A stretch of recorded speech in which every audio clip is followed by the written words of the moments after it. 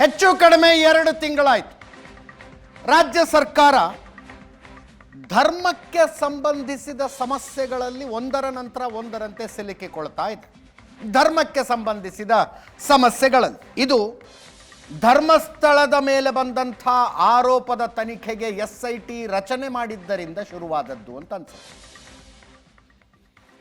ಧರ್ಮಸ್ಥಳದ ತನಿಖೆಗೆ SIT ರಚನೆ, ದಸರಾ ಉದ್ಘಾಟನೆಗೆ ಬಾನು ಮುಷ್ತಾಕ್ ಅವರಿಗೆ ಆಹ್ವಾನ, ಗಣೇಶನ ಹಬ್ಬದಲ್ಲಿ DJಗೆ ನಿರ್ಬಂಧ, ಮದ್ದೂರಿನಲ್ಲಿ ಗಣೇಶನ ಮೆರವಣಿಗೆಯ ಫುಲ್ ಬ್ರೇಕಿಂಗ್ ಬರಲಿ, ಮದ್ದೂರಿನಲ್ಲಿ ಗಣೇಶನ ಮೆರವಣಿಗೆಯ ಮೇಲೆ ಕಲ್ಲು ತೂರಾಟ, ಭದ್ರಾವತಿಯಲ್ಲಿ ಈದ್ ಮಿಲಾದ್ ಸಂದರ್ಭದಲ್ಲಿ ಪಾಕಿಸ್ತಾನ ಜಿಂದಾಬಾದ್ ಘೋಷಣೆ, ಚಿತ್ತಾಪುರದಲ್ಲಿ ಗಲಭೆಯ ಕೇಸನ್ನು ವಾಪಸ್ ತಗೊಳ್ಳೋದಕ್ಕೆ ಹೊರಟಿದ್ದು, ಕ್ರಿಶ್ಚಿಯನ್ ಸಮುದಾಯದ ಕಾರ್ಯಕ್ರಮವೊಂದರಲ್ಲಿ ಭಾಗವಹಿಸೋದಕ್ಕೆ ಹೋದಾಗ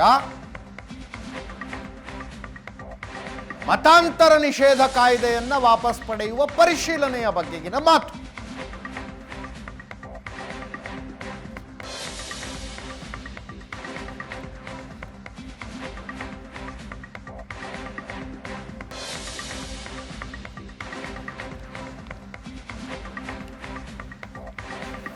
ಒಂದರ ನಂತರ ಒಂದರಂತೆ ಬಿಜೆಪಿ ಅವರಿಗೆ ಮಾತನಾಡೋದಕ್ಕೆ ಅವಕಾಶಗಳು ಸೃಷ್ಟಿಯಾಗ್ತಾ ಇದ್ದಾವೆ.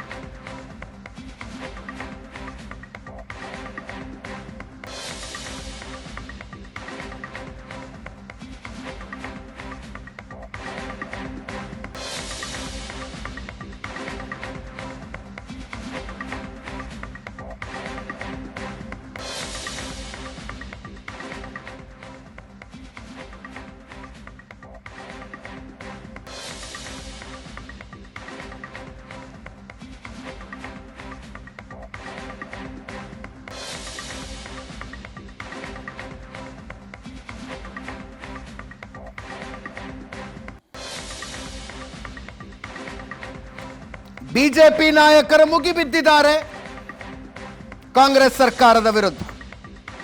ಕೇಂದ್ರ ಸಚಿವ ಪ್ರಹ್ಲಾದ್ ಜೋಶಿ, ಕೇಂದ್ರ ಸಚಿವೆ ಶೋಭಾ ಕರಂದ್ಲಾಜೆ, ಮಾಜಿ ಸಚಿವ ಶಾಸಕ ಸುನಿಲ್ ಕುಮಾರ್ ಸೇರಿದಂತೆ ಅನೇಕ.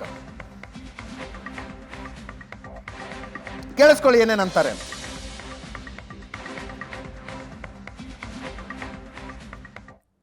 ಮಸೀದಿ ಒಳಗೆ ಕೂತ್ಕೊಂಡು ಗಣೇಶನ ಮೆರವಣಿಗೆ ಮೇಲೆ, ವಿಸರ್ಜನೆ ಮೆರವಣಿಗೆ ಮೇಲೆ ಕಲ್ಲು ಹೊಡಿತಾರೆ. ಅಂದರೆ ಅರ್ಥ ಏನು?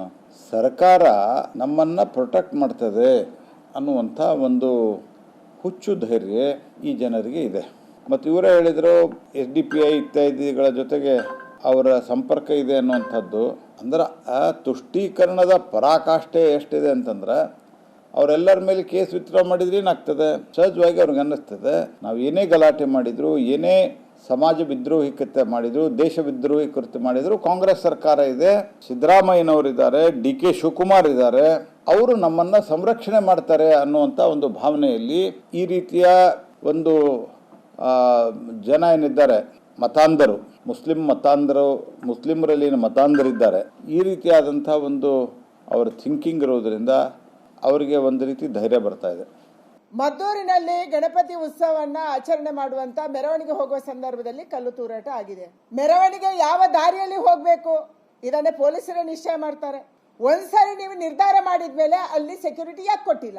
ಏನ್ ಮಾಡ್ತಾ ಇದ್ರಿ ನೀವು? ನಿಮ್ಮ ಇಂಟೆಲಿಜೆನ್ಸ್ ಏನ್ ಮಾಡ್ತಾ ಇತ್ತು? ನಿಮ್ಮ ಪೊಲೀಸರು ಏನ್ ಮಾಡ್ತಾ ಇದ್ರು? ಅಷ್ಟೊಂದು ಕಲ್ಲುಗಳನ್ನ ರಾಶಿ ಹಾಕೊಂಡಾಗ ನಿಮ್ಗೆ ಯಾಕೆ ಗೊತ್ತಾಗ್ಲಿಲ್ಲ? ಮೆರವಣಿಗೆ ಸಂದರ್ಭದಲ್ಲಿ ಪೊಲೀಸರನ್ನ ಡೆಪ್ಯೂಟ್ ಮಾಡಬೇಕು, ರಕ್ಷಣೆ ಕೊಡಬೇಕು ಅಂತ ನಿಮ್ಗೆ ಯಾಕೆ ಅನ್ನಿಸ್ಲಿಲ್ಲ? ಏನ್ ನಡೆಸಿದೀರಿ ನೀವು?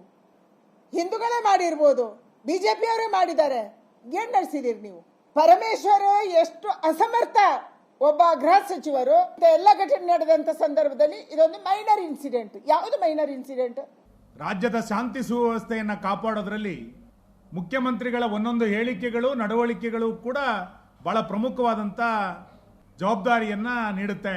ಒಂದು ರೀತಿ ಮುಖ್ಯಮಂತ್ರಿಗಳ ಕಚೇರಿಯೇ ಇಸ್ಲಾಮಿ ಮೂಲಭೂತವಾದಿಗಳಿಗೆ ಪ್ರಚೋದನೆಯನ್ನು ನೀಡ್ತಾ ಇದೆ. ವಿಧಾನಸೌಧದಲ್ಲಿ ಪಾಕಿಸ್ತಾನ್ ಜಿಂದಾಬಾದ್ ಅಂತೇಳಿ ಘೋಷಣೆ ಕೂಗಿದಾಗನೆ ಸರಿಯಾದಂತ ಕ್ರಮಗಳನ್ನ ಅವತ್ತಿನ ಸರ್ಕಾರಗಳು ತೆಗೆದುಕೊಂಡಿದ್ರೆ ಭದ್ರಾವತಿಯಲ್ಲಿ ಮತ್ತೊಂದು ಪಾಕಿಸ್ತಾನ್ ಜಿಂದಾಬಾದ್ ಘೋಷಣೆ ಕೇಳ್ತಿರ್ಲಿಲ್ಲ. ವಿಧಾನಸಭೆಯಲ್ಲಿ ಘೋಷಣೆ ಕೂಗಿದಂತಹ ಪ್ರತಿಧ್ವನಿಯೇ ಭದ್ರಾವತಿಯಲ್ಲಿ ಕೇಳ್ತಾ ಇರೋದು. ವಿಧಾನಸಭೆಯಲ್ಲಿ ಕೂಗಿದಾಗ ಅದನ್ನ ಮಟ್ಟ ಹಾಕಿದ್ರೆ ಇವತ್ತು ರಸ್ತೆಗಳಲ್ಲಿ ಪಾಕಿಸ್ತಾನ್ ಜಿಂದಾಬಾದ್ ಕೇಳ್ತಿರ್ಲಿಲ್ಲ.